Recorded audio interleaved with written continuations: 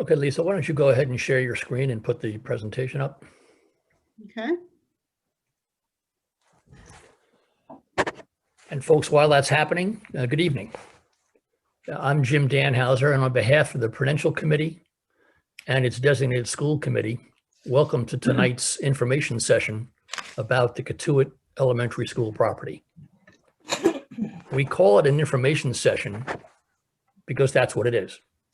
We're going to share information with you about the status of the matter and what we have learned, and hope to hear from you with your comments, questions, and concerns. Lisa, if you go to a slideshow, that'll make the slides bigger. You don't have to advance. You're not seeing it? I see the slides individually, but if you go to the slideshow mode,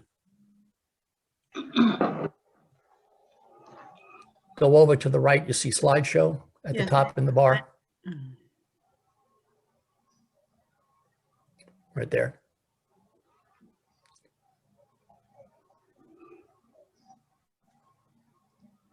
Left. Click on From Beginning over at the left.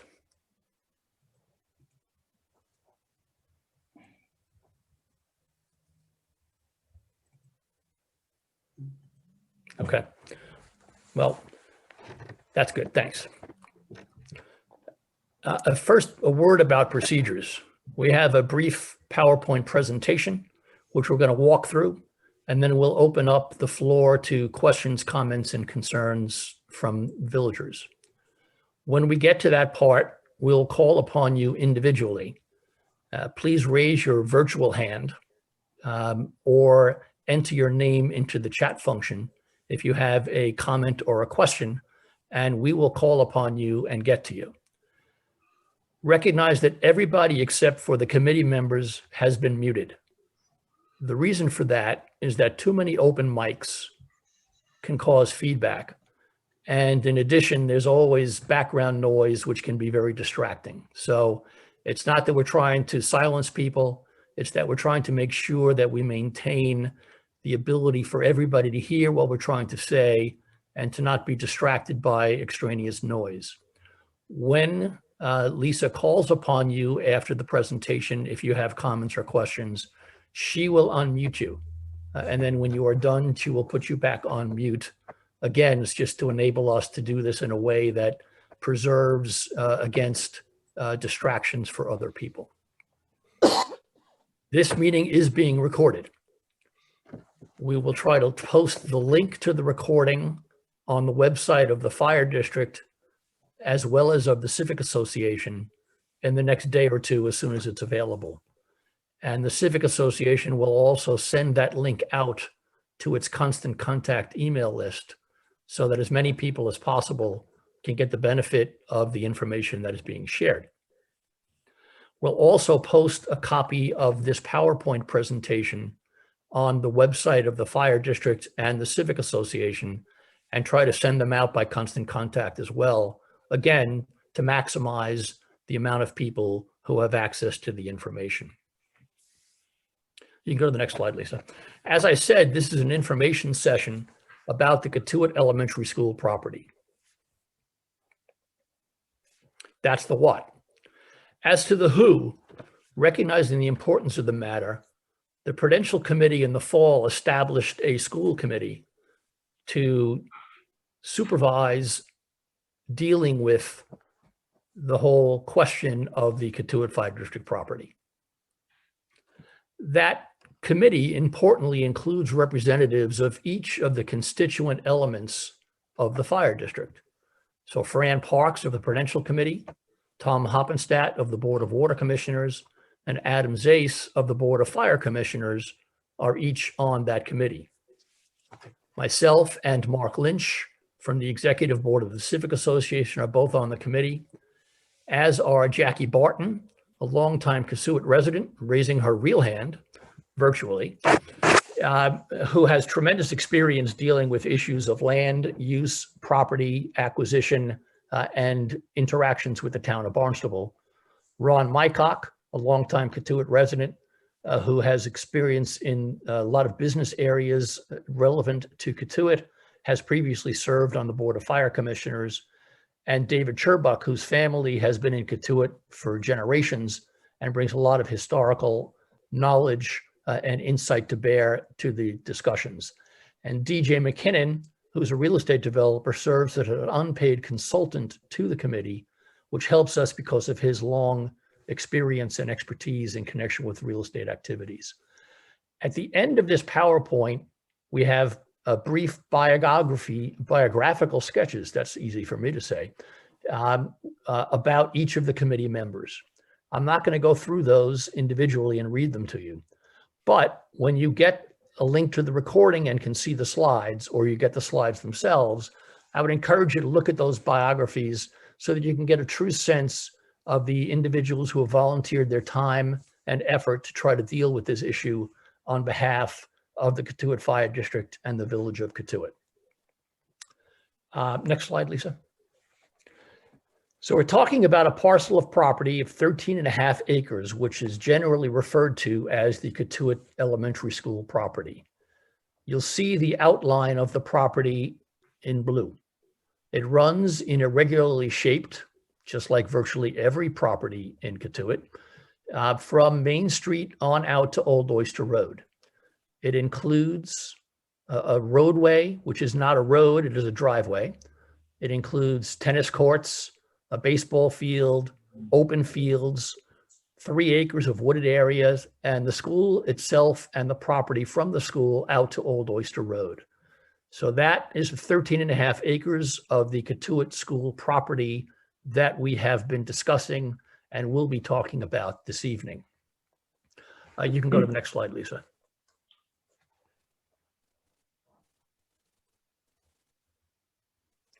So why is this land important? Well, there are several reasons. You can go to the next slide.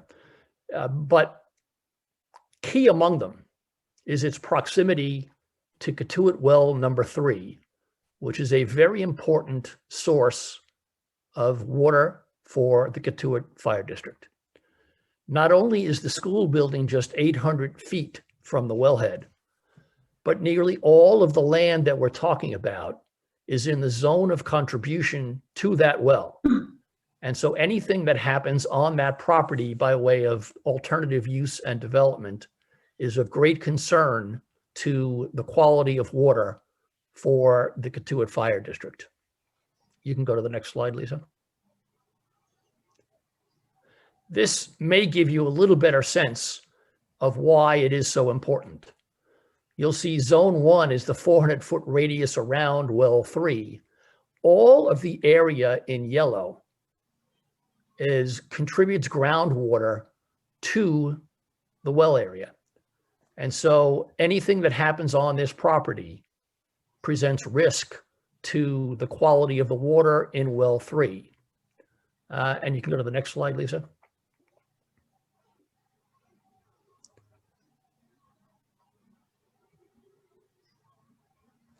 This gives you another view of that. In blue is existing Cotuit Fire District property, and the well is CWD.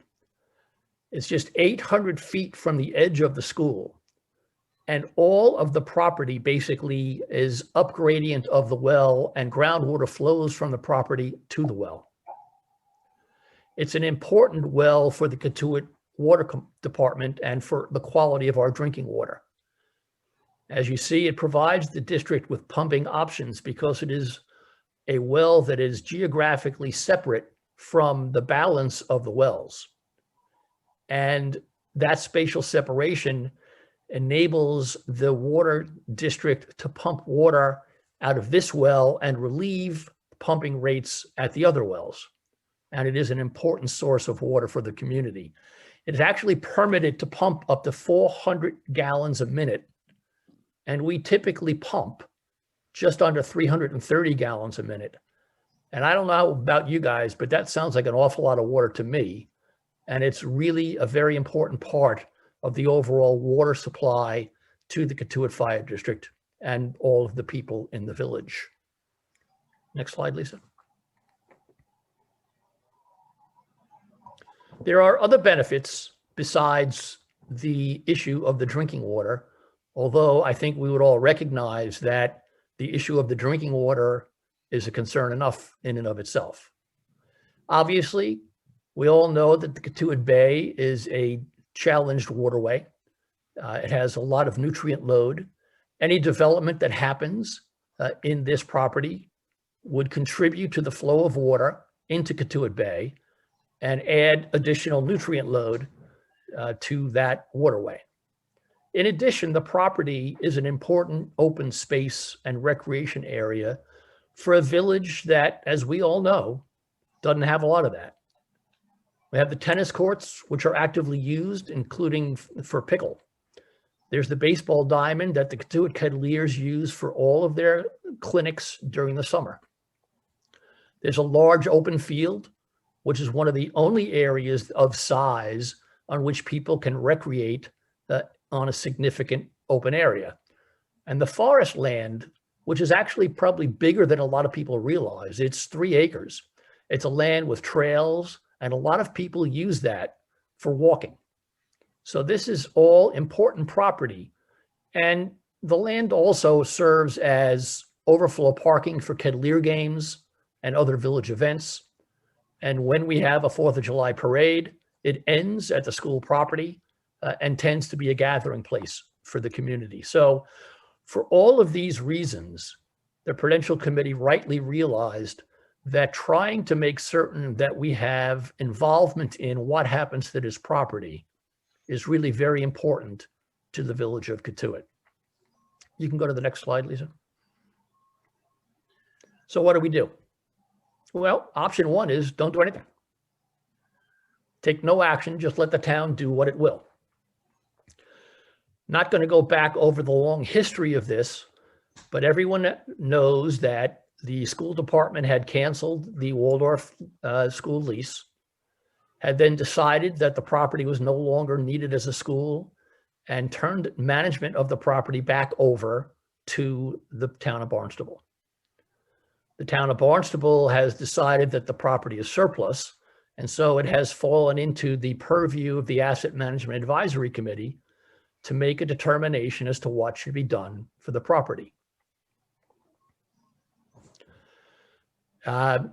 So initially, the recommendation of that committee was that they should proceed to demolish the school building and create 3 buildable lots, which would include not just the school property itself immediately in the parking lot, but part of the wooded areas, and sell those lots off to development, anticipating that that sale would help to cover all or a significant portion of the cost of demolishing the school. There were a number of public meetings last year by the Town Asset Management Advisory Committee. A substantial turnout to each of those meetings by villagers in Cotuit expressing their significant concerns made the committee, I think, realize just how important this property is to the village. In addition, the Board of Water Commissioners commented several times in writing to the Asset Management Advisory Committee about the substantial concerns about the risk to the water quality at Well 3. And the Prudential Committee and the Fire Commissioners also expressed concerns about the property, indicating that there would be a potential interest in the fire district in making an acquisition to avoid the plan that had been at least initially suggested by the Town Asset Management Advisory Committee. You should be aware that in the initial CIP, that's a capital improvement plan, that had been put together by town management for consideration, they included a proposal for the demolition of the school building. A cost estimated at about $940,000 in that number. Now, we've never seen what went into that number or what the background for it is. It's an internal estimate, but the point of that is that it was what was proposed. However, it was not included in the CIP that is up for approval. It was deferred. Now, there are a lot of things that are getting deferred in terms of the town CIP. Recognize that last year, given the impact of the pandemic, There was a very substantial number of capital projects deferred. And so the capital improvement plan budget is tight, but it does mean that demolition of the school building will not happen by the town of Barnstable in fiscal year 22. What happens beyond that, we can't know. But that is the status of things from the town's perspective. You can go to the next slide, Lisa. So the other option would be what's called an intergovernmental transfer from the town of Barnstable to the Cotuit Fire District of all or part of the property. Now, calling something an intergovernmental transfer is important because it means that the town of Barnstable would not have to go through an RFP process to enter into a transaction with the Cotuit Fire District.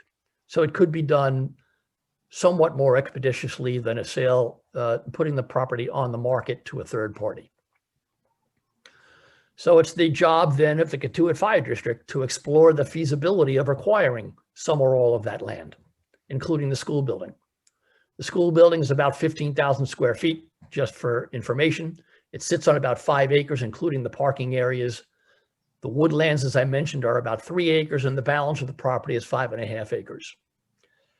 At the last meeting of the Town Asset Management Advisory Committee, David Anthony, who has he's a staff member for the town and has been the key staff person dealing with this property at this point, had suggested a division of property if an intergovernmental transfer were to be approved, by virtue of which the fire district would take the school property and the parking areas of the 5 acres, and the town would retain the rest. In a subsequent conversation with David Anthony, the committee had expressed additional interest in also taking the forested areas. Now, why would we do that? Taking ownership and control of the forested area is the best way to make sure that no other development to that can ever happen. And that would mean that we do not have to worry about someday down in the future those properties being sold off to some third party. We did suggest that the town should keep the fields and the tennis courts. Why? Well, those involve more management than the wooded areas would involve, and also liability concerns, because there are activities that are actively going on there between baseball and playing and the tennis courts, et cetera. And the fire district is not really positioned to manage or deal with recreational assets. The town has all of the infrastructure in place to do that, but we would seek to put restrictions on any alternative development of the land in perpetuity, and also to restrict the kinds of chemicals that could be used in nitrogen, in fertilizing and maintaining the fields, in order to make sure that nothing dangerous to the water is ever used in connection with those fields. Next slide, Lisa. This gives you a little bit better picture of what we're talking about. The area in green outlined there includes about 8 acres, and it's the school building and the parking lot and the property out to Old Oyster Road, as well as the White Pine Forest. And the town would keep the area outlined in red, which is about 5.5 acres. They would manage it for recreation. We would have a permanent development restriction and would restrict the use of any chemicals on the property. The current district land is what is outlined there in blue. That's the pump station, the tank, and the land in zone 1 that is immediate adjacent to the well. So that gives you a better sense, perhaps pictorially, of what it is that is being proposed in conversations with the town of Barnstable. I would emphasize that those are very preliminary conversations, but that is what has been discussed so far. Next slide, Lisa.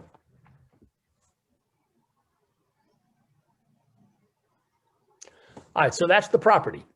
And then we have the building. What does the fire district do with the building? Well, there are obviously 2 choices. We could demolish it, or we could renovate it. Now, somebody might ask, why not let just the town demolish it and then take the property after they do that?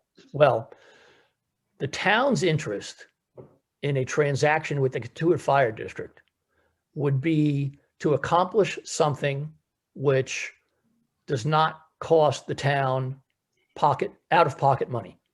So if indications are that if they need to undertake the cost of demolishing the building, then they would look to other dispositions of at least some of the property. As I mentioned, forming 3 buildable lots to try to recoup some of the cost of demolition. So the sense is that the fire district would have to take the property with the building on it. And then it could either demolish it or consider renovating it for an alternative use.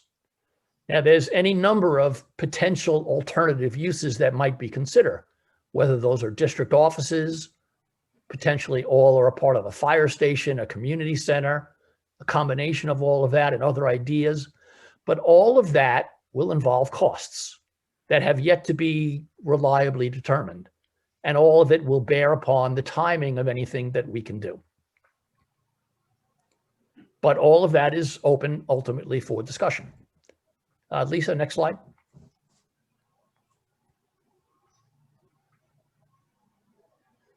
So financial implications and timing for the district. There are a couple of sources of costs that the district would incur in connection with the property. First, there's just the expenses of a transaction. Lawyers don't work for free.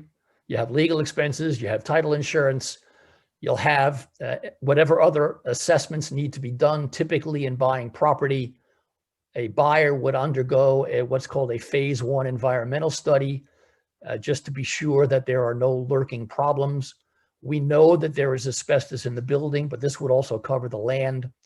And then there would also be cost of consultants that we would have to retain to provide us reasonable estimates of the cost of demolishing the building, and also ultimately reasonable estimates for whatever renovation plan might be alternatively devised. The second cost will, of course, be the actual demolition or the renovation. So what's the near-term goal? Well, the near-term goal is to provide to the Prudential Committee the cost estimates in number 1, so that those can be presented to the district meeting in May for consideration and approval. Then, once the analysis has been done of the cost of demolishing the building, present that to the district to vote as well. Understand that the fire district cannot enter into a transaction involving taking ownership of property without the approval of the voters in the district by a 2/3 vote. So nothing can be done without voter input and voter approval. And the purpose of this meeting tonight is to begin the process of bringing sufficient information to bear so that when it comes time to make that decision, it can be an informed decision on behalf of the voters in the district. We would suggest also that once demolition cost estimates are in hand, what could be approved would be the fire district taking ownership of the property and approving the demolition of the building and incurring the debt that would be required to cover the costs of that demolition. And then, after having taken ownership, you could continue to consider alternative uses for a period of time, whether that be a remodeling for a fire station or a community center or something else. That can't last forever, but there would be a period of time in which that could be done. And then we would proceed with demolition only if no acceptable alternative use were to have been approved by the voters in the district. Now, to give you a sense of numbers, and it's dangerous because these numbers have not been vetted by anybody, but remember I said that the town had put into its CIP an estimate of $940,000 for demolishing the building. Let's assume that for a moment, just for sake of discussion, and to give you some sense of order of magnitude, that's a good number. and that's what it costs to demolish the building. If the district were to incur that cost, it would finance it.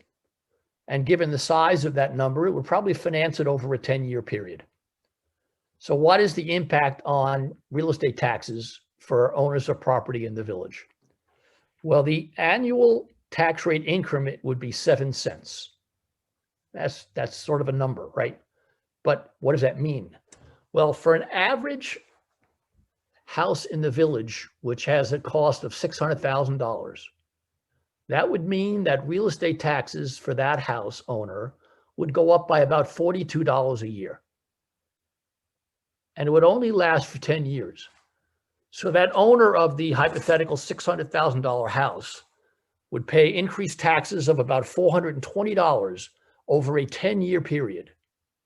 And as a result of that expenditure, the fire district would have gotten control of 8 acres of property, avoided the risk to the water supply, and been in a position where it permanently controls 8 acres, has permanent restrictions on the development of the balance of the land, and an agreement with the management of the balance of the recreational assets with the town of Barnstable, which on the whole, voters will have to decide whether that set of benefits is sufficient to bear the cost. It may be that afterwards we would consider alternative uses of the building as opposed to demolition, but we would control the property while that is going on. And you might ask, well, how much time do we have? The answer is we don't quite know. The town is not going to sit and wait forever. It has an obligation to all of the taxpayers and residents of the town of Barnstable to have the highest and best use of the property. But it does seem like so long as the district is diligently making progress toward a transaction, that we will have the opportunity to make one happen. Now, that could change. If somebody were to swoop in with a significant interest and a big check, they might change the timeframes and they might change what the town of Barnstable would do, which is why it is incumbent upon the district to consider this with all due speed, but deliberately. And that's what we are all trying to do. You can go to the next slide, Lisa, which I think is the last one. It is.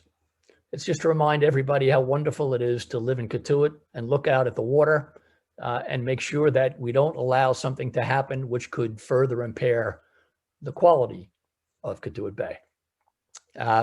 We are not going to go through the, I believe all that's left now is the biographies, and we're not going to go through those. So Lisa, we can now open it up to questions and comments.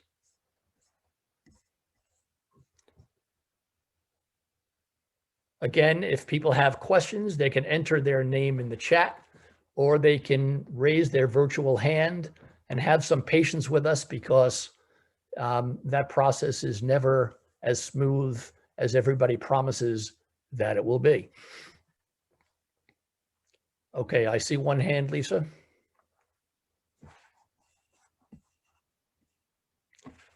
It's iPhone. You have to wait to be unmuted. I'm sorry. Okay, let me know when I'm unmuted. I hear somebody. Okay.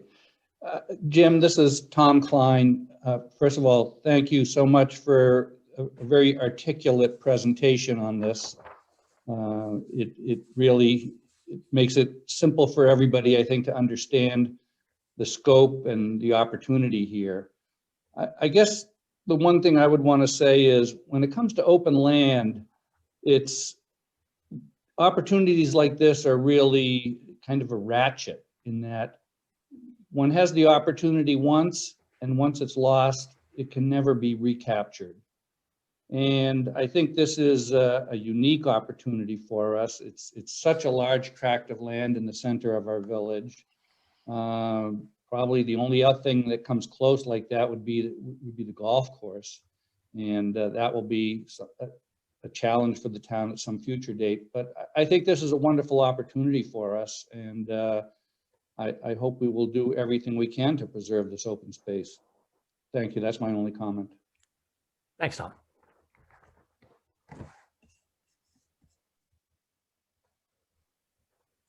We see your hand. We'll get.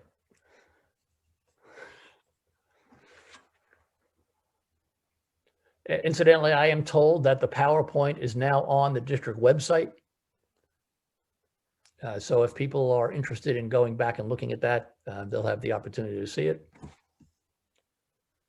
Hi, this is Bunker Henderson and Dita Henderson. And Hi, Bunker Dita. we just echo what Tom said. The only, and we live on Old Oyster Road and are very aware of all the recreational activities that go there and the importance of this property to the quality of the water supply. The one question I have is when a vote is taken on one or more of these issues, I don't know whether summer residents such as ourselves are permitted to vote or not.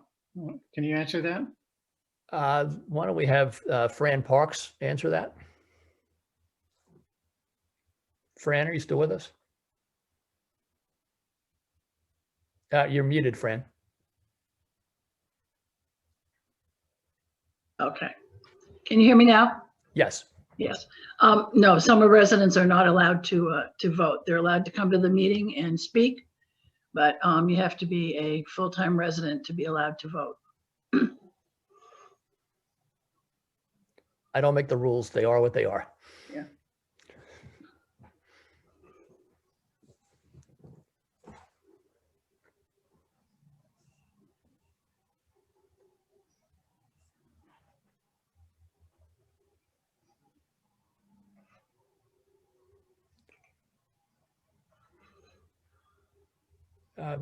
Ma'am, you're the iPhone is you don't have a name. It's iPhone. If Brian Keel? we can't hear you. I think I can read lips. I think she said it's okay. Oh, okay. Thank you. Sorry. Okay, can you hear me? Yes. No? Yeah, okay. This is Carol Lyle. Thank you, Jim, for your presentation. It was very good. Two things. One is, and I know this isn't going to change, but it seems to me that people who pay property taxes should be able to vote. But that's another topic. The other thing is, since the Cotuit Elementary School was a town school, I'm just curious as to if by any chance the town itself recognizes the importance of keeping the town water clean instead of, selling it off so they can help pay for the demolition. And, and instead of doing that, having a town-wide tax occurrence. So the whole town pays to save the land for town water. I'm just wondering if anybody even broached that subject. Well, I know that Jessica Rapcorsetti, who's our town councilor, is on the call. I would say the following. First, I think the town does recognize the importance of water quality. Part of the reason why they would be prepared to entertain a transaction with the Cotuit Fire District is driven by that recognition that drinking water quality is very important. On the other hand, they have to balance those needs versus the overall needs of the town of Barnstable and the opportunity to obtain the highest and best use of assets that the town has that they can. And I myself do not believe that the town would be prepared to cover the cost of demolition and simply go completely out of pocket for that, when there are other alternatives that they could pursue, which we would be very concerned about in terms of water quality, but they might say, they can be careful use of septic systems, et cetera, and that won't have much risk to you. I'd love it if the town would be prepared to do that. I suspect that if we head down that path, that it will be very difficult for us to get a transaction done. Correct. Okay, well, I'm all in favor of saving the land for everything that, all the reasons you stated. I'm just a little disappointed. I mean, back, let's see, 30, 40 years ago, it would have been a town subject. It wouldn't have been, I don't think. I mean, but again, I'm all for saving the land. I'm just not quite sure why the town isn't more proactive in saying that this is a town-wide concern and just letting Katuitt pay for it. That's all. But thank you very much. I appreciate all your work, and certainly we need to save the land. Thanks, I appreciate it. Jim- I should also Jim- add that, while I may be the face and the voice, it's not my presentation, it's the committee's presentation. And Jackie Barton and others have done a lot of work on it. So I'll take praise for the good things. I'll defer the blame for the bad things. But it's been a committee effort, and under the supervision of the Prudential Committee, I think reflects well on what the Prudential Committee is trying to do on behalf of the district. Jim, Jackie, I just would like to respond to Carol and say that this is the beginning of our negotiations. And so we've kind of laid out the worst case scenario, that is acquiring the land and demolishing the building at a cost of, I'm just going to say $1 million. And that as we move forward, if we have a sense that this is what the village wants to do, there are lots of negotiating points, and there may be ways for us to get money from the town, like the Community Preservation Act and other things that don't impact on the town-wide tax base. And so, and there may be ways for us to get the town to help us do things that would otherwise cost us money, like title research, any number of things. And I have a list of those. And so I think Carol's point is well taken. And our goal, assuming that again, we get the go ahead from the committee at this point, or from the community at this point, our goal will be to try to see what we can get buy-in from the town to do to help expedite this, because Carol's right. This is the town's water quality when it comes to Katuitt Bay.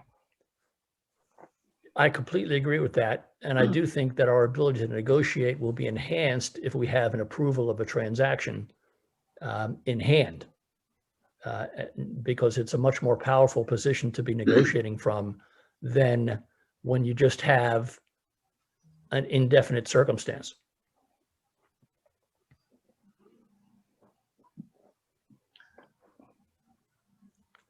I'm sorry, I know it's frustrating, but you just have to wait for Lisa to be able to get to you if you have questions or comments.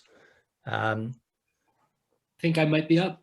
I was asked to unmute anyways, so I'll run with it. Thank you, everyone who worked on this. I really appreciate both your work and just being sort of a voice for the village that is really important for us to have. So thank you. Question kind of looking forward a little bit more. Can you talk about how the decision will be made, what to do with it? Should the district acquire the property?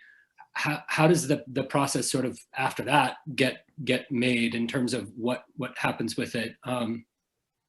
Is it sort of just community outreach and trying to get a pulse of what the village wants, or I guess that seems like it's a bit more challenging in terms of laying things out. Well, I'll start with an answer to that, and then I'll ask other committee members to join in. At this stage, the hope is that we will get an approval when we get to the meeting to be able to have a transaction where we take control of the property and have the authority to demolish the building, getting whatever we can in terms of assistance and help from the town. In terms of a process for what the questions and decisions will be about the alternative use of the property, that's really something that falls into the bailiwick of the Prudential Committee. So I would think I would ask Fran appropriately to respond to how she sees that on behalf of the Prudential Committee playing itself out. Well, I'd say the first thing that will be also part of the presentation at the annual meeting, along with, hopefully a vote to continue working with the town to acquire the property, we'll have to provide funds for insuring the building, electricity for the building, probably a custodian or at least someone to monitor the building. Because we'll have liability concerns the minute that building becomes ours. On the other front, we need to look at the other possible uses of the building and come up with potential costs, so we can present those to the village also. If the building was able to be used as a school and quote rented out by the town because it was the same use that it was built for, I'm not completely sure that the district, if we kept the building, some people have suggested renting, offices for people to use or storage places or various other things like that. And I'm not sure that a municipality can do that. But we need to figure the cost. If you want to, say, keep it as a community building, there's a lot of work that needs to be done to the building. It needs a new HVAC system. And I have no idea how much an HVAC system for a 15,000 square foot building would cost. But I can tell you 4 or 5 years ago, when we put an HVAC system in Freedom Hall, it was $95,000. And that's, basically one big room. Also, we could come up with costs for, if we relocate the fire department up there and district offices, or costs, but it's going to have ongoing costs, and it's going to require, the hiring of people to take care of the building. And it's not, there are a lot of complex issues that you have to concern about if you want to keep that building. There are a lot of maintenance issues that need to be taken care of in that building, along with the heating that needs a new roof. There's no handicap bathroom access. And, there's a whole list of like $1.5 million worth of repairs that need to be done to that building. So all those things need to be taken into consideration, and we need to get reasonable estimates, for all of those possibilities to present to the village, so people can make a decision based on the best estimates that we can give them as to what they want to have happen to that building. But I think Brian's question was a little bit further than that, all of which, Fran, that's very helpful information for everybody to bear in mind. It's, do you envision having some kind of process by which people in the community can give input on what they would like to see at the building, leaving aside costs for the moment? Yeah, I think we'd need to have, some more village, type meetings like this one, to listen to people's ideas and how they think that, what the possibilities are for the building, and, and to try and narrow it down to, 1 or 2 or 3 possibilities, and, and then we can gather the information that's necessary to make that sort of decision. Yeah, I think that's the right point, is that the Prudential Committee will be looking to get community input in these kinds of sessions on what people would like to see. And we can't have, 107 different conceptual analyses done because we will spend so much money on consultants that we don't have any money left over to do anything. So, we'd have to try to gather the best ideas from people, and then step back and give consideration to what's feasible and what's not feasible. So rest assured that this is the first step in a process, but we are going to be looking to get community input on what people think is, if the building remains, what is the best use of that building.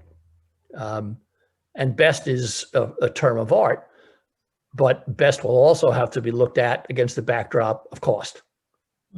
And then people will have to make a decision as voters as to exactly what level of costs they are prepared to absorb for what level of product.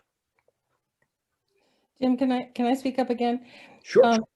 Certainly from my perspective, if it's going to be something like a community building, that's the sort of thing that could be fundraised for, I think, within the community. So it wouldn't have to be totally borne by the tax base, if you will. And having gone through these sorts of projects before, I know that if there is to be a community building, there needs to be someone to lead the effort to make that happen. And so my recommendation would be that the Prudential Committee create a subcommittee like they created this one to look specifically into the question of what should a community building look like and come up with those answers, because you need someone or some people to specifically focus on that, or it will never happen. And so whether that's something that the Prudential Committee can do at one of their meetings, whether it's something that we have to do at the district meeting, and then the other part of that equation too would be the other suggestion was a potential move of the fire station. Who would do that? You know, who would look into that and provide that information? Because I think what the community is looking for is, what are our options? We know as a committee that so far that at the very most, can I say, to acquire this building and demolish it would cost the district $1 million. And it's $1 million that we would pay to protect the water supply. We can potentially protect the water supply and do something else. What is it? Who's going to lead that effort? Well said. Completely agree with that.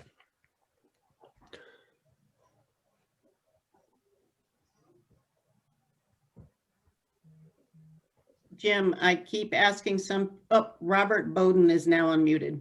Yeah, Okay. I think we're getting ahead of ourselves here, but we have option one, which is to do nothing, and option two, which is to acquire the land. And I think no matter whether we're going to demolish the building or rehab it, I think we really need to, I'm all for getting and acquiring the land by the district. But I think the discussions of what we're going to do with it and what we can and can't do with it for the time being are probably a little premature. I don't know. I just want to put in my 2 cents and say I'm all for acquiring this. Thank you very much. And a Thanks, Bob.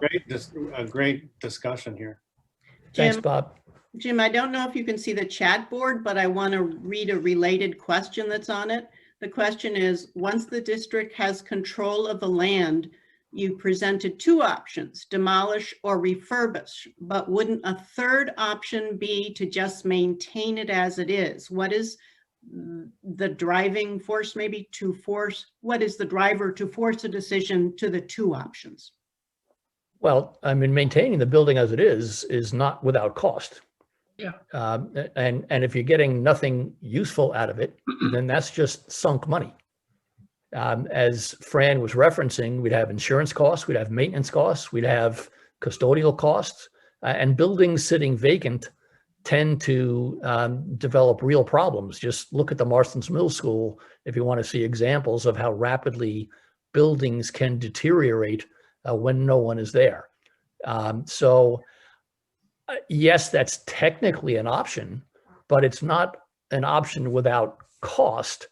And I would wager that if we analyzed the cost, well, I don't wager because that's a risky proposition, but I suspect that when we did the math, the annual costs would be, over a 10-year period, would probably equal the cost of demolishing the building.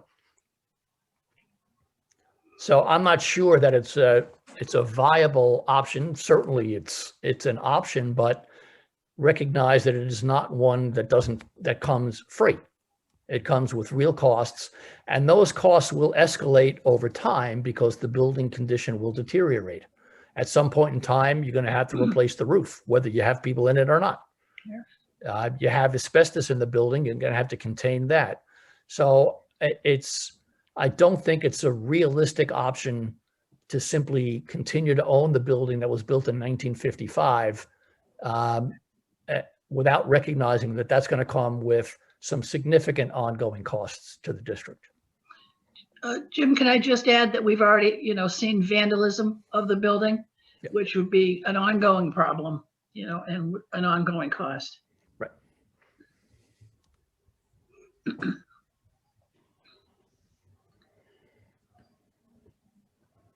Scott Horsley has a question. Yes, so I guess I'm speaking with two hats on. One is a water commissioner along with Tom Hoppenstadt, who's here tonight and serving on the committee, but also obviously a resident. And I guess I'll just say that I think this is a great opportunity for the village. Jim, thank you for your presentation. I thought it was great, very clear. And my sense from talking to people is that the building is in relatively good condition. And it just strikes me as spending $1 million to tear it down. We ought to think about that before we tear it down. And as a water commissioner, as we said repeatedly, is we want to make sure whatever happens there is not going to be a detriment to the water supply. So with those two things in mind, I think there might be some uses of the building, as Jackie mentioned before, for some community functions, perhaps meetings. I think Terry Moran has left us. I saw him earlier here tonight, but I had spoken with Terry a while back about the Kettleers operation.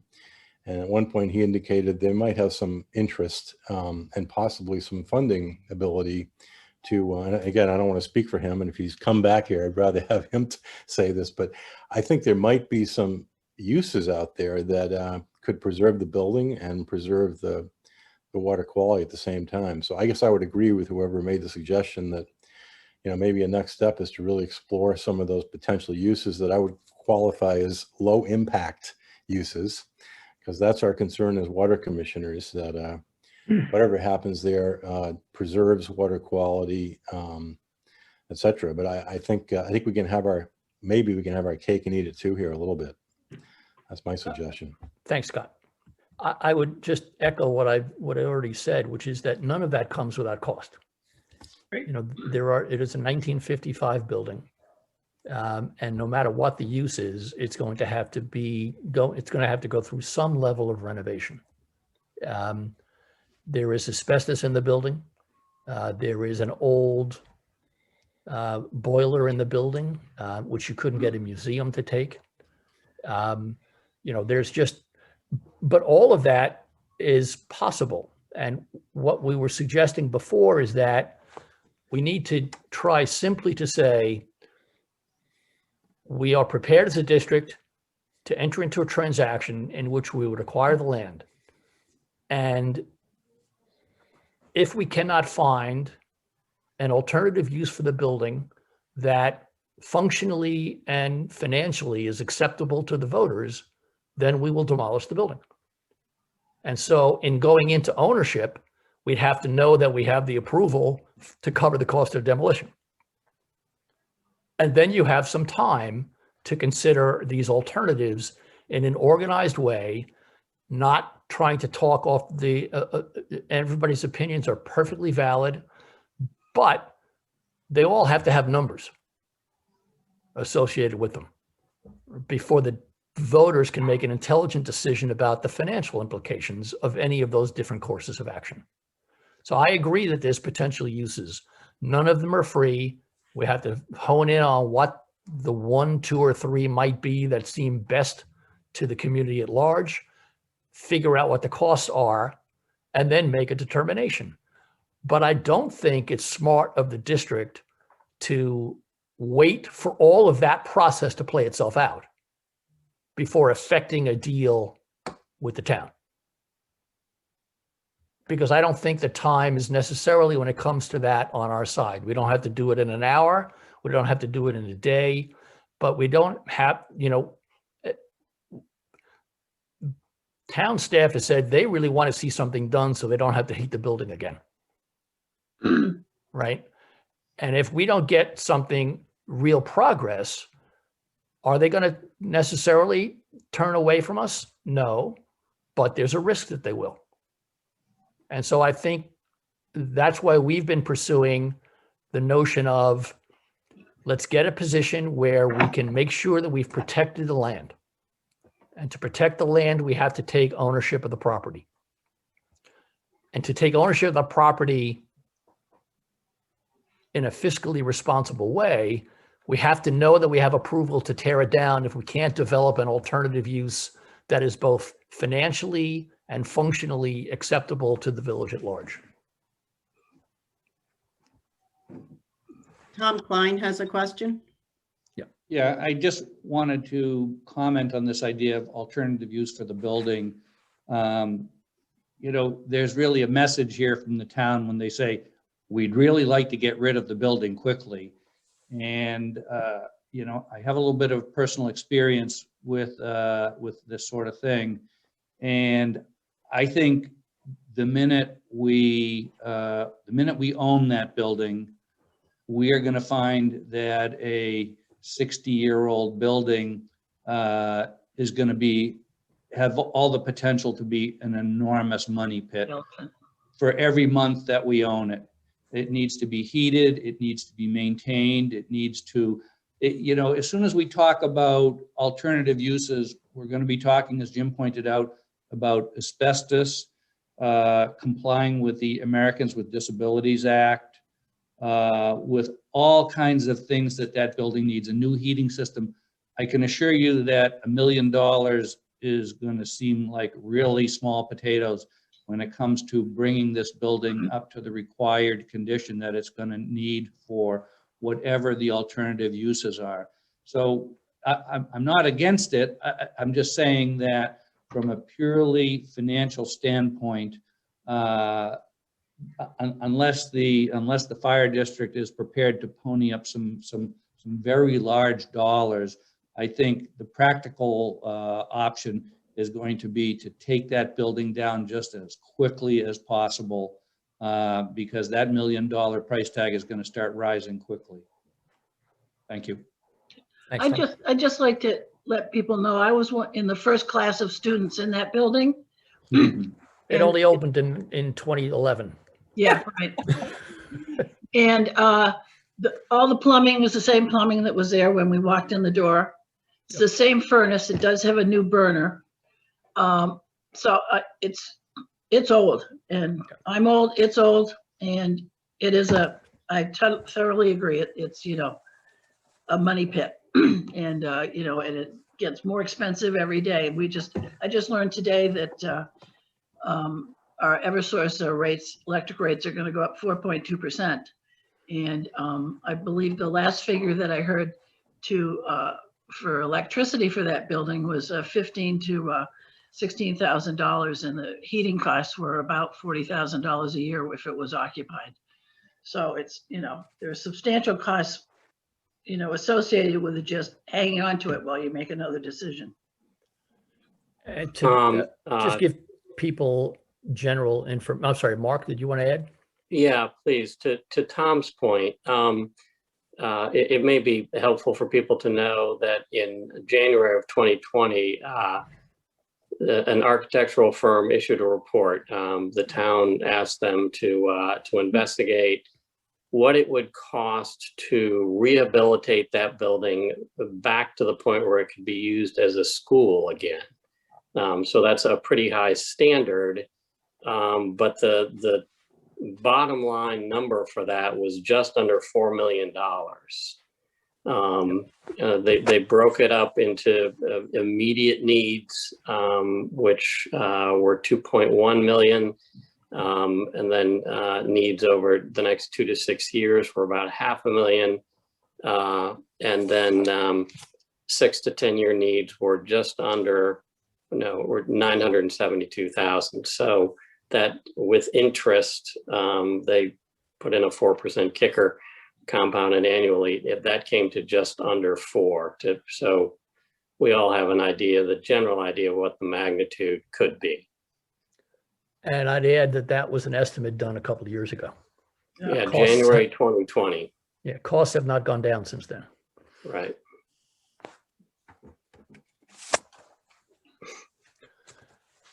I see we have a question in the chat. Please review the time frame again for Katuitt to make a decision to the town. I am not in favor of assuming cost or liability of the property prematurely. I'd let the town demolish the property, then have us purchase the land. A first right of refusal for fiscal 2023.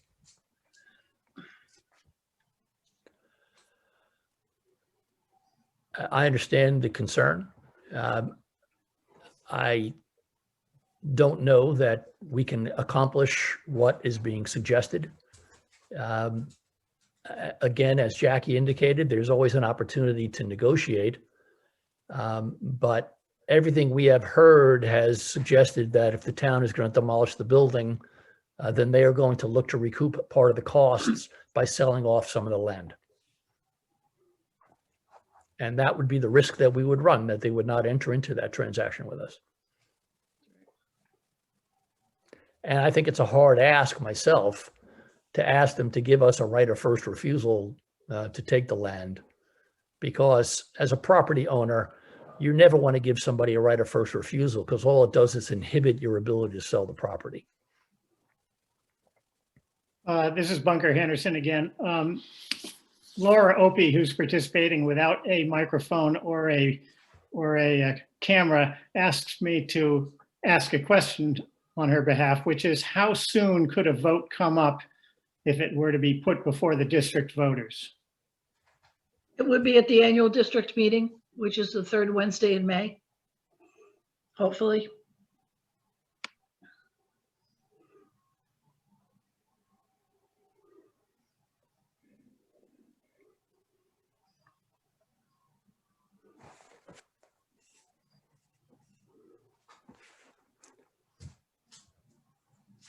Lisa, are you seeing any additional questions, comments? I see another chat question. Please review the time frame again for Katuitt. Yeah, I just did that. I'm sorry. That's okay. You've caught them all, I think.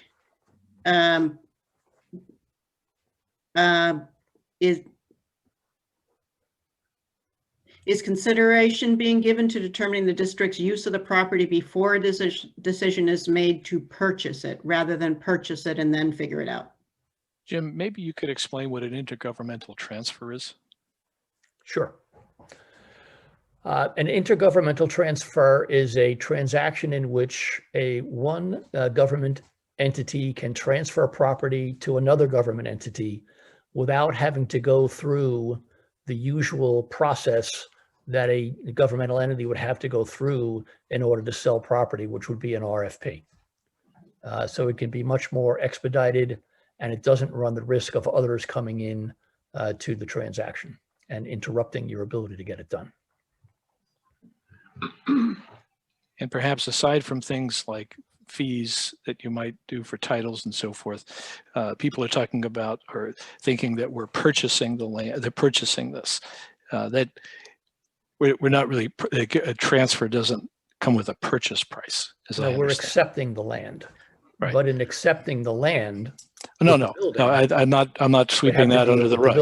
building. I was just concerned that people were getting concerned about, oh, we have to knock the thing down and buy the thing for whatever the going rate for land is in Barnstable.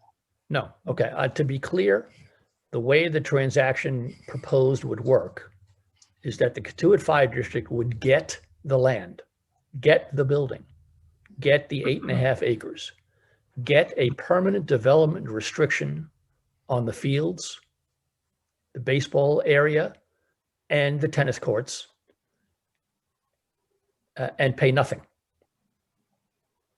It would then have to deal with the building, but it pays nothing for the transfer of assets that come to it from the town, other than, as Adam rightly pointed out, whatever transaction expenses are incurred.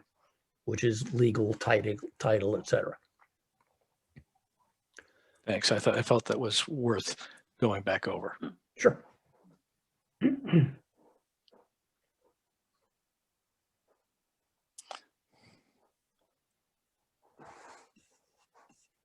I've just been asked to unmute, so I'm going to take that as my turn. Could someone, maybe Fran, address the process for the item being placed on the warrant? So it would be come up for the May, potentially the earliest it could come up would be the May district meeting.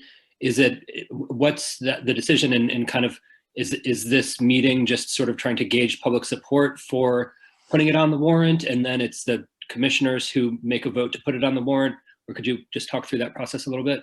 Yep, that would be put on the warrant by the Prudential Committee, added to the warrant, and you know, it would be our guidance as to what the village wants us to do. I think, you know, the bottom line is the most important aspect of this whole project is to protect our water supply, and that basically that's the question. Do you want to take this property and protect our water supply, or not? And you know, any other possible uses, I think at this point are not a concern. The concern is protect the water supply or don't protect the water supply. You know, that's the most important question revolving around this entire project, in my opinion.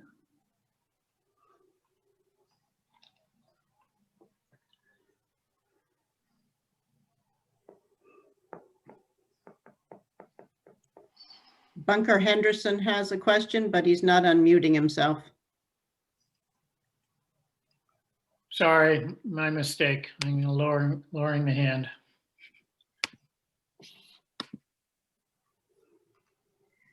Mark, do you have a question? Your hand's still raised.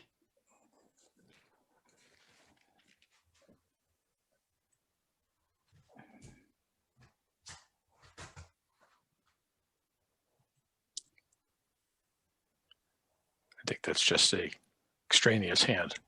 Okay. It is. It's an extraneous hand. Thank Okay. you. Sorry, Mark. We have Ken Malloy somewhere who has texted that he has a question. I can't find him on the screen though. Yep, there he is. Ken, you're still not unmuted. You need to unmute. There we go. Okay. I'd just like to say something about the tennis courts. These are the only public tennis courts in Katuitt, and I think they should remain a public tennis court. So during negotiations with the town, I think we should insist that the town keep that land, keep the tennis courts, keep the ball field, and so we wouldn't have to purchase all of that property. I think the town has tennis courts in almost every other village that they provide, so they certainly should provide tennis courts for us as public tennis courts here in Katuitt. Yeah, that's what the proposal encompasses, Ken.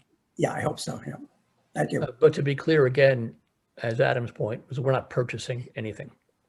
We're just accepting a transfer of the land. But yes, part of the transaction would be to insist that the tennis courts remain as tennis courts for the village. Yeah, we don't want that land because we don't have to maintain it and insure it. Exactly. Yeah. Thank you. Thanks, Ken.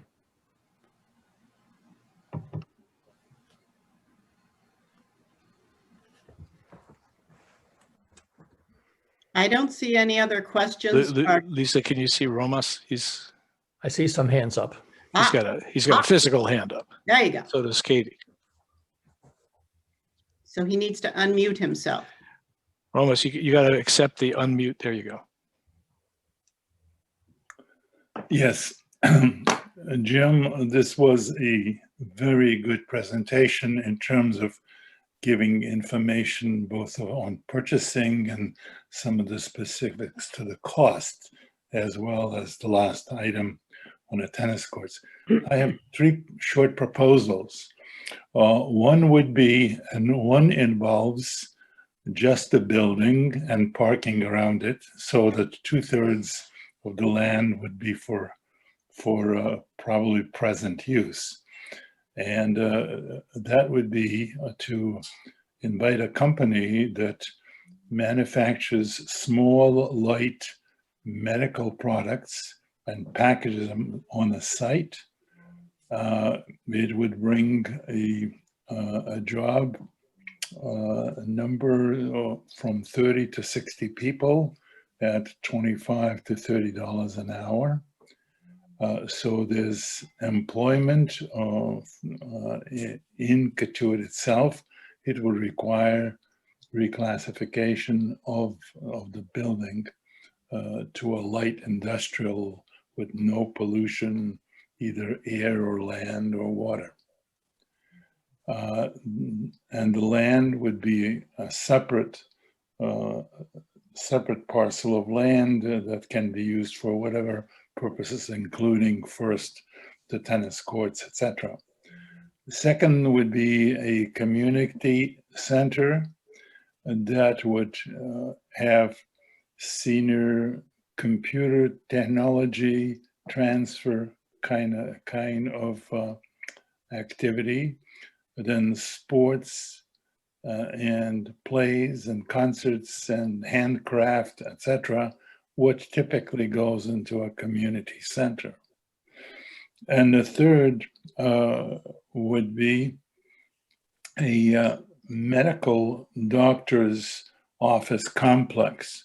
When you go to doctors all over the place, you find that it is the size of some 25 rooms or so, with a number of doctors that specialize, some of them in the same field, would have their offices, and it's close to Cotuit, Mashpee, Marston's Mills, Osterville, etc., and plenty of parking and easy to get to the beaches after work for the working staff, etc.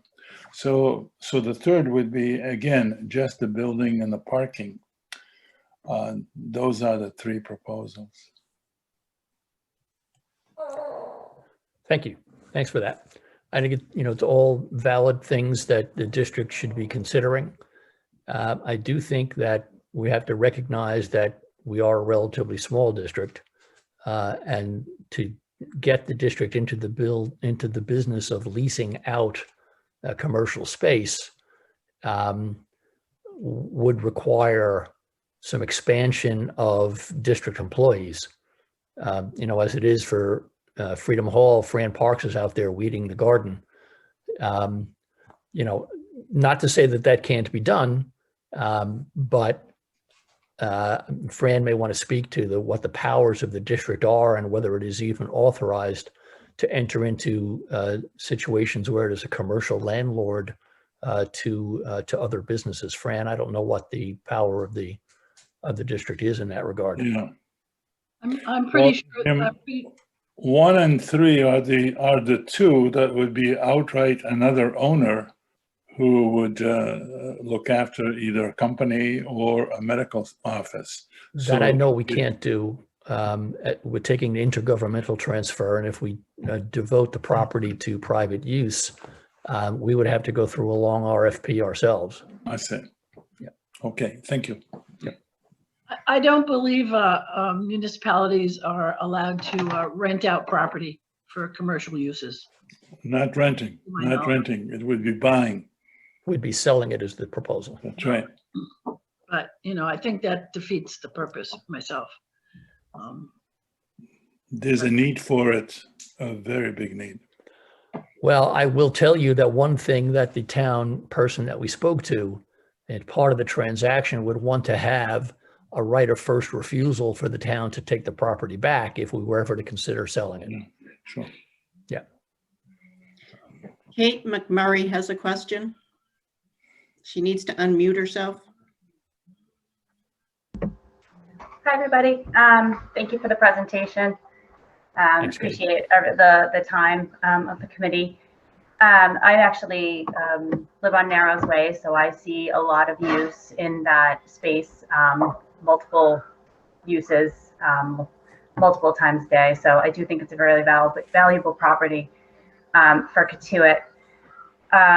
I would say that after sitting in on a number of the asset advisory meetings over the summer, they seemed pretty clear that they were looking to somehow cover the cost of knocking down the building. And, you know, they seemed very adamant about that, at least from my perspective. My question is in regards to input from residents who are not full-time, and what defines a full-time resident. I don't know specifically what number of months somebody needs to live here to have input on a vote, or if they will have another opportunity to provide input prior to a vote. Thank you. I'll answer that. Somebody has to be a registered voter in Massachusetts in order to vote in the district elections. Okay. And hopefully, you know, we'll have, you know, listening sessions during the course of the summer when most of the summer residents are here for them to be able to give us their opinions and what they think.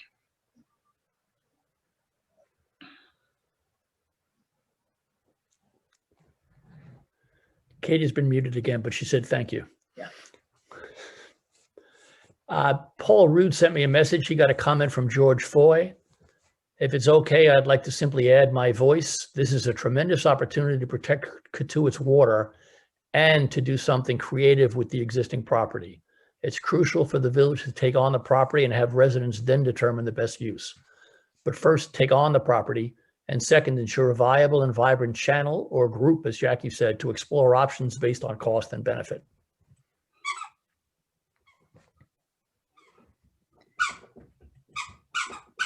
Mary Jensen.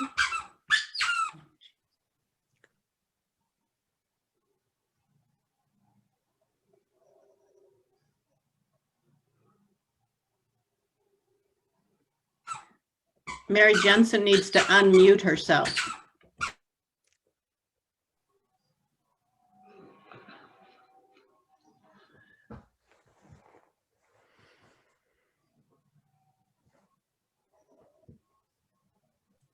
I also understand Stan and Terry have a question. I'm asking you to unmute. We did. And I think we both feel that the village should get the property.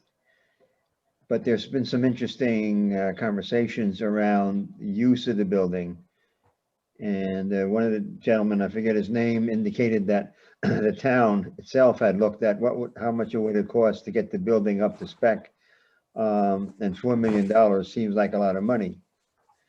However, Fran, this is actually a question for Fran. If the village, for some reason, should decide to keep the building and have town offices in it, what would the village do with the property it owns on High Street next to the fire station?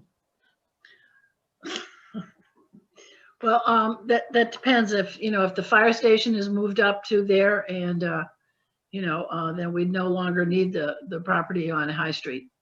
And we could sell it. But I don't think it would get, you know, garner that much money, but yeah. Thank you.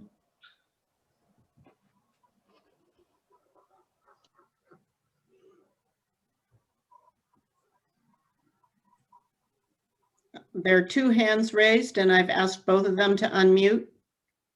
Yep, I've unmuted. Go ahead, Bill. Jim, I came in late. So that's all right, we won't penalize you. Oh, I'm sure you will in the end, one way or another. If I can. But I just want to make sure I understand this, that what we're talking about is an intergovernmental transfer of the property from the town to the fire district at no cost. Correct. That is correct. Okay, but taking the property at no cost means acquiring the building as well. Correct. And if we acquire the building, then we have various options, but none of the options are inexpensive. Even just demolishing the building is going to be $1 million, $1.5 million, something like that. The estimate the town had was $940,000. Again, we don't know how good that estimate is. If you start with $1 million, that would be what the estimated cost would be. And as I said, that translates into a tax impact to an average $600,000 house of about $42 a year. Yeah, okay. So whatever we do, the minimal cost of accepting the property is going to be around $1 million to demolish the building. And any more ambitious programs for the building are presumably going to cost more. Correct. Correct. Okay, good. Thank you. Just wanted to sort of bring myself up to speed, and I appreciate your help. Thanks. You're welcome, Bill.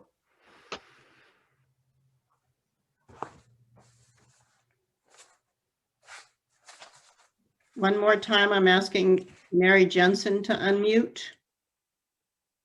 There is another person I'll ask to unmute.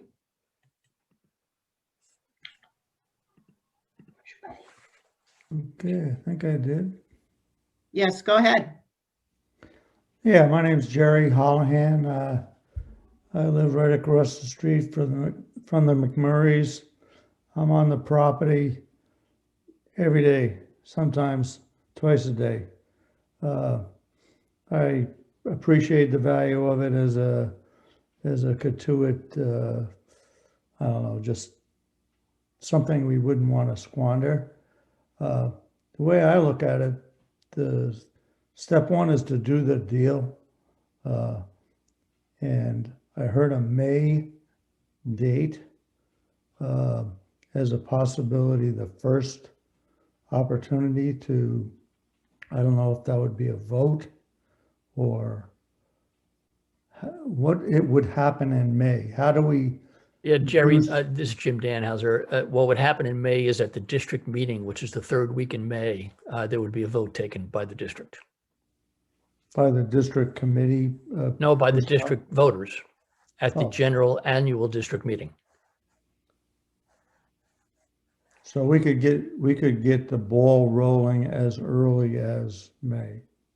Correct. And I would say that the town representative has indicated to us that he is going to watch that vote carefully, because as he said it, you know, if you can't get approval to spend the money to investigate the property and to cover the legal expenses, et cetera, then he's going to have to conclude that transaction is very unlikely to take place. Yeah, I'd just like to make a comment that I've listened to everybody's input. It's all good. Your presentation was very clear, especially for me, because although I've been coming to the Cape for 50 years, I've only been a full-time resident for 3 or 4. But just from a financial perspective, the cheapest option, well, step one is to make the deal, but the cheapest option by far is to demo that building. I don't know if that'll be discussed in May or not, or as a line item. Or in May, are we just saying, do the deal and we'll figure out the options later on? Well, that's up to the Prudential Committee as to what it's going to want to put in the warrant. Okay. Fran? Well, I think, as I said, it's the important thing is to decide whether or not we want the property before we, do have any other discussions or investigations or spend any other money. So that's what we'll be doing at the May annual meeting. And if the vote is positive, then we can look into other options and possible uses of the building, get a better handle on how much it would cost to demolish the building, and present that to the and enter into negotiations with the town, and then present that to the village at a special district meeting. And that would be the process. Yep.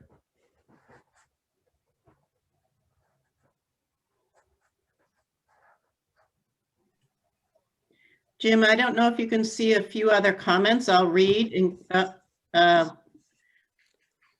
don't see any others in the chat that we haven't addressed. Well, okay. I read George Foy's comment, and I read Pete Prugaki's comment. And we heard about Laura Opie's comment from Bunker. And there is something from Brendan that says, everyone in this house supports the district lake, taking control of the land and protecting our safe drinking water and benefiting our village. Let's do it for Cotuit. Thank you, Jim, and all on the committee. There's another comment that says, we would very much like the district to take over the property. We think it should be used as green space. And we have 2 more questions, hands raised. Okay.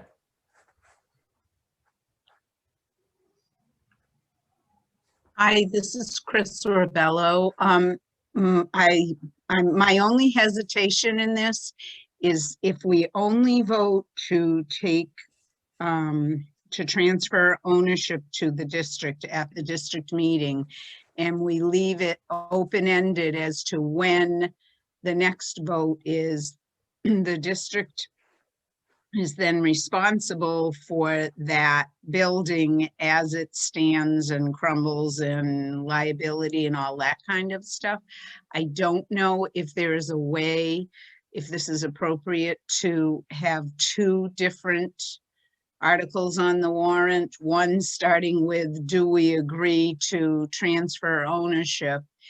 And it may be worth presenting whether people are willing to have the building demolished and then move forward with use, because I just don't foresee a committee looking for use of a current building that we know needs phenomenal amount of work. I don't know. I just don't want to see it open-ended and hanging and then bigger issues come up. Thanks. I think that's a fair observation, which is why, Fran, you were. I agree with Chris. I don't, we don't want to leave up, if we decide to negotiate with the town to take ownership of the property, have it transferred to us, we don't want to be spending a lot of time trying to decide, what we want to do with it. There should be a finite period of time to make that decision, and because it is going to cost us money, just standing there. Hi, guys. My name is Steve Pacini. I just moved to town in October. I'm full-time now. We'll see what happens in the future. I joined the meeting a little late. It sounds like a great idea and a great opportunity for the town and the village to acquire the property. It would be nice to have it and not see further development on the land. It sounds like we're gonna have a town vote, and if a majority doesn't carry the vote, the town would have to do something else with the property. So I would just suggest perhaps that if a majority won't vote to acquire the property, and do something with it, I'm sure we could find ways to raise the funds and prevent it from being developed into further houses or condos or whatever may happen. And that's all I have to say. And other than that, we love living in Cotuit. Great to see you all.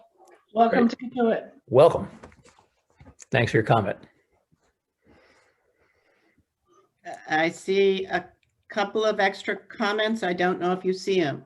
This is from Walt. It's all I can see of the name. The presentation was great. We are very supportive of acquiring the land and protecting the water. Advise that the team in the future be explicit about the quote, free, unquote, nature of the intergovernmental transfer. That point did not emerge until later in the discussion this evening. We completely understand that the maintenance and upkeep has a cost, but would coach that you emphasize the acquisition cost is strictly administrative. Step 2, thank you for all your hard work. And step 2 is a disposition of the land. Sorry, disposition of the building. It was kind of a fractured comment, but. It's okay. All comments welcome. And I appreciate it. I think that's the only other comment I see. Great. Well, listen, we appreciate everybody's attendance and participation. The purpose of the session was to accomplish just what we have accomplished, which is to provide information to the village and to get feedback and input. So it's all been very valuable. We will do what we can to continue to provide as much information as becomes available to us on a timely basis. We will send out the link to the recording as well as the slides.